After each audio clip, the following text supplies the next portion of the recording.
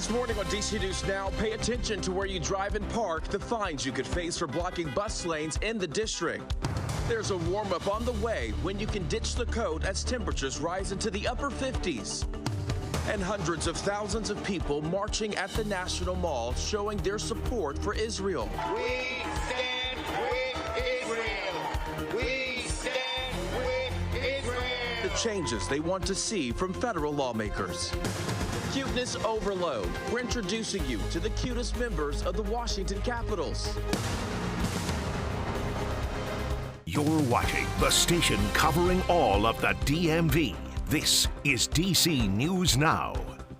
Good morning. It is coming up on 6 o'clock right now on a Wednesday morning, starting off with a live look outside. Another chilly start to the day, but Brittany will have details in a minute. It's actually going to warm up a bit. But good morning, and thanks for joining us. I'm Tanaya Wright. Yeah, good morning to you. I'm Corey James. Shanika, she's tracking the roads for you this morning. We're going to check in with her in just a moment, but turning things over to Brittany. As Tanaya just said, things are kind of cold now, but things are going to get warmer in a bit. Yeah, definitely want to grab the jacket when we are starting our Wednesday off, but you could ditch it this afternoon as highs will be getting into the upper 50s to lower 60s. So let's take a look at satellite and radar showing you the overall picture. We are seeing a few clouds across portions of the DMV. That will be the trend, a mixture of sun and clouds throughout your entire day today. But morning lows, yes, it was on the chillier side. We saw them in the upper 20s to lower 30s as you head further off to the north and west, lower 40s in the nation's capital. But by this afternoon, we'll begin to see a warm up. So planning your breakfast, temperatures slowly begin to rise into the 40s as we head into that 9 o'clock hour. But Shanika, how's the roads? All right, we're going to start out on the Capitol Beltway. This is out Northern Virginia. Things are looking pretty good. We had a disabled vehicle. We had the left side blocked right near or past Washington Street. That should be gone, and you are looking good to go. So we had a few crashes out there. One in the district. This is northwest, right off of Connecticut Avenue and Chevy Chase Circle, right in the Western Avenue area. Watch for delays in that area. Also southwest Ohio Drive at Independence Avenue. All right, Shanika, thank you. Time right now was 6:01. Today, drivers are going to start facing $100 fines for parking, standing, or stopping in a bus zone. That is right. It is the first phase of the district's plan to improve bus safety and travel times. Our Tosin Vakile live this morning. So, Tosin, help people understand what areas actually make up a bus zone. Yeah, Tanaya, important information. So according to DDOT, the side along the curb within 80 feet of the curb coming towards the bus stop and 20 feet leaving the bus stop is what is described as a bus zone. And today is D-Day. If you are caught parked illegally by the bus zone, you're going to be short $100. This is part of DC's Clear Lane program, a combined effort between WMATA and DDOT. The goal is to improve bus travel times and bus stop safety by using cameras mounted on buses going to select routes in DC to identify drivers illegally parked and stopped in bus zones. WMATA says the cameras on the buses will take a picture of the unauthorized car in bus zones, and it's sent to DDOT to issue citations through the mail.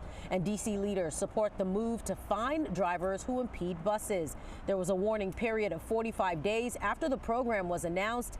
DDOT tells DC News Now bus stop violations made up almost 80% of the warnings issued.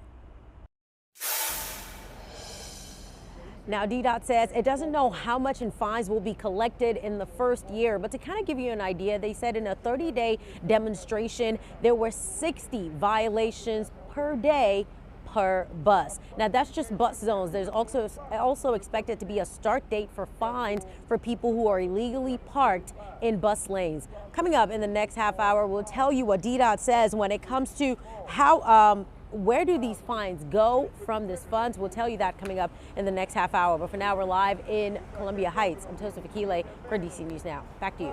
All right, thank you, Tosin. Well, the Virginia Department of Transportation says crews are wrapping up a long-time project on the I-95 bridge over the Rappahannock River. Now, starting tomorrow, VDOT will have 3 additional lanes and a bridge open on the northbound side. The department hopes this will make the drive smoother for commuters in one of the worst traffic hotspots in the entire country. And the Maryland Department of Transportation is looking for input on a project to make it easier to get around. It's focusing on the American Legion Bridge and I-270 corridor program. Now, the project calls for express bus options between Maryland and Virginia, incentives for rideshare drivers, and investments into public transportation options. There will be 3 open houses where you can share your concerns or ask questions. That is happening today and tomorrow night from 6:30 to 8:30, and on Saturday, December 2nd from 10 a.m. in the morning until noon.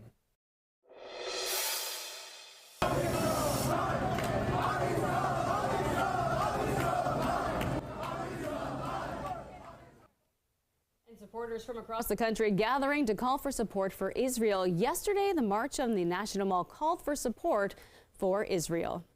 Yeah, the March for Israel brought hundreds of thousands of people to D.C. That is right. It was held by the Jewish Federation of Greater Washington. People rallied to stand against anti-Semitism and free hostages. The Federation estimates as many as 260,000 people attended the march. We're seeing a huge surge in anti-Semitism everywhere. We have been here to get reinforced by the community that we love. We cannot sleep until we know that those hostages have been released from Gaza. Now the supporters say that they will not be silenced. D.C. police are investigating a carjacking in Southeast. Police say they were alerted by Prince George's County Police that a car the department's helicopter was following entered D.C. They say the suspect abandoned the car and carjacked an Amazon delivery driver on Bellevue Street. They say shots were fired, but no one was hit. The suspect was later arrested in Prince George's County. And D.C. police releasing new video of a man accused of stealing a University of D.C. police cruiser. You can see it right here. And this happened last week. Officials say the video shows the suspect making an apparent pit stop to go on a shopping trip. Police say he then abandoned the car in Northwest on Friday night. And police in D.C. also searching for 3 people who they say stole 3 French bulldogs. Take a look at your screen. You can see them here.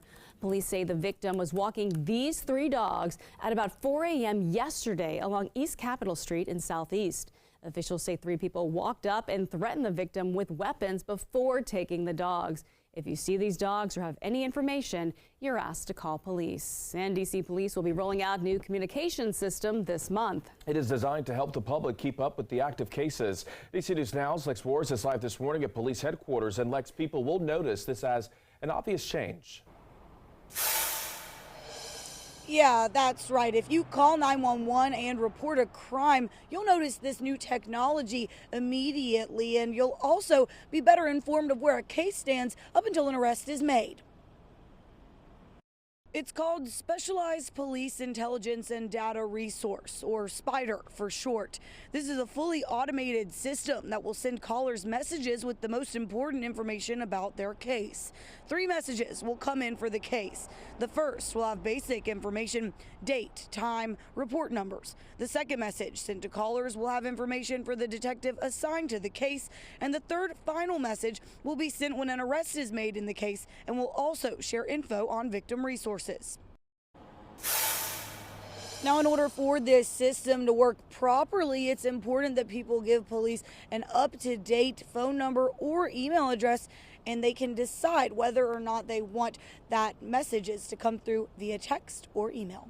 Live in Washington, I'm Lex Juarez, D.C. News Now.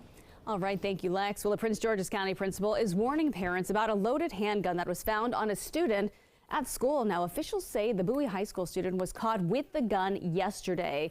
This is the letter that school leaders sent home to families. The principal says no one was injured and there is no threat to the community. He also is urging parents to talk with their kids about reporting any weapons or suspicious behavior to a trusted adult. All right, time right now at 6:07 in Fairfax County. Police say 2 teens are being charged for firing a gun inside a McDonald's bathroom. This all happened yesterday afternoon on Franconia Road in Rose Hill. When police arrived, they say several underage suspects took off running. Police were later able to arrest 2 of those kids. Officers also say they found a gun hidden above a ceiling tile in the restaurant bathroom. At Leesburg, Virginia, 2 middle school students are facing weapons charges. Police say an unloaded flare gun and BB gun were found in a student's belongings at Smarts Mill Middle School. Police say the staff was tipped off about the weapons yesterday.